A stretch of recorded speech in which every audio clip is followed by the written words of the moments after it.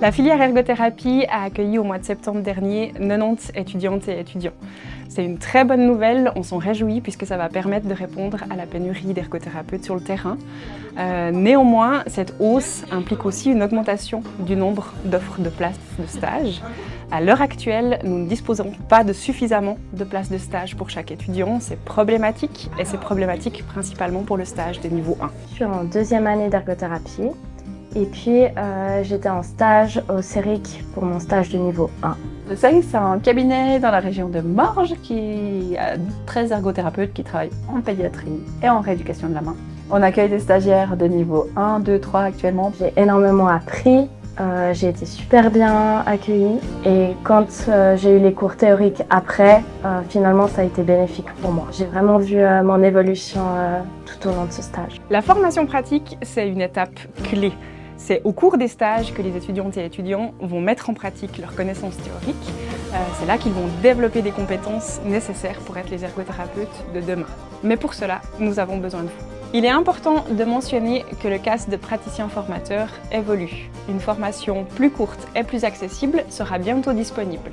Ainsi, en cas d'intérêt, il est possible de signer rapidement la convention sur la formation pratique HESSO et d'être ainsi indemnisé pour l'accueil d'étudiants et d'étudiantes. Moi, je trouve que la richesse d'avoir des étudiants, c'est aussi de pouvoir être re-questionné en permanence, de devoir réexpliquer ce qu'on fait, de voir aussi l'évolution, les nouveaux termes qui arrivent.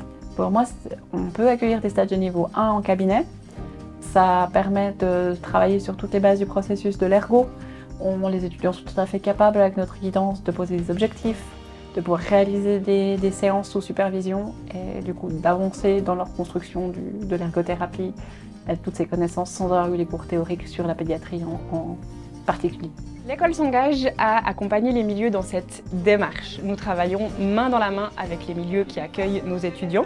Nous organisons par exemple chaque année une journée dédiée à l'ensemble des personnes qui encadrent les étudiants dans les milieux de pratique.